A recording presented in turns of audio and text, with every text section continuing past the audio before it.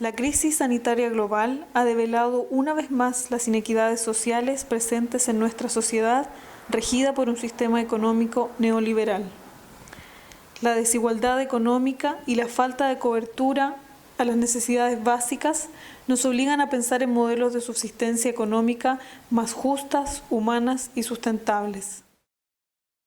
Por siglos, los pueblos originarios crearon sistemas de economía basados en procesos de intercambio no dependientes de algún tipo de moneda. En el pueblo mapuche en particular existe una práctica milenaria llamada trafquintu. El trafquintu es un intercambio de productos o servicios en que prima el valor de lo que se va a intercambiar. Además, a diferencia del comercio tradicional, esta práctica es una vía para generar vínculos perdurables entre personas y fortalecer los lazos entre comunidades mapuche y no mapuche. Pese a su antigüedad, el trafquintu tiene plena vigencia entre personas y comunidades diversas. Hoy más que nunca es necesario relevar y reconocer prácticas usadas por el pueblo mapuche que nos permitan avanzar en generar nuevos vínculos y formas de economía diferentes, no segregadoras y con un enfoque de reciprocidad. Y resulta que estos son naturales, son buenas. Yo siembro todo, hasta el trigo lo siembro sin abono que viene de la ciudad, no. Con puras cuestiones de abono orgánica, ¿no? Porque para que no se pierda, pues, la cultura, porque esto se hacía mucho tiempo, la gente antes con almur cambiaba sus cosas, hacían trafquinto, y es bueno que estén levantando esto.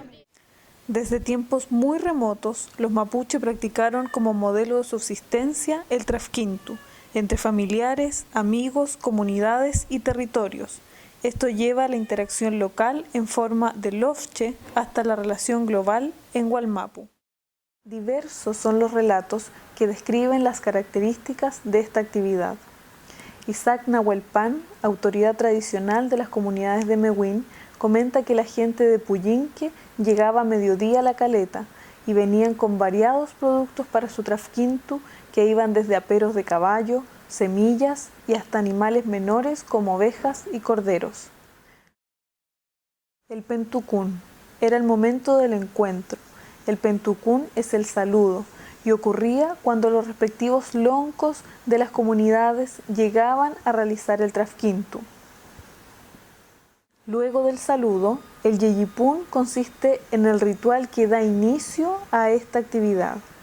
En este momento se ofrenda a Chaunechen y a la Ñuque Mapu las semillas y los alimentos a compartir e intercambiar. Generalmente, esta rogativa está encabezada por alguna autoridad tradicional de alguno de los lof que participa en el trafquintu. Luego de esto se realiza el trafquintu. Esta es la parte principal del encuentro y ocurre cuando cada comunidad presenta los bienes que va a intercambiar. En este momento se realizan intercambios de semillas y plantas, pero además se entregan los conocimientos y saberes que van con estas, generando un espacio de intercambio único. Finalmente se realiza un misagún, donde se comparten alimentos entre los participantes, creando un ambiente de confianza y familiaridad. Es necesario visibilizar a quienes mantienen vivo este conocimiento para ampliarlos a las nuevas generaciones, haciendo hincapié en que el trafquintu es un modelo de desarrollo sostenible que promueve el diálogo, entendimiento y la acción colaborativa entre comunidades presentes en el territorio.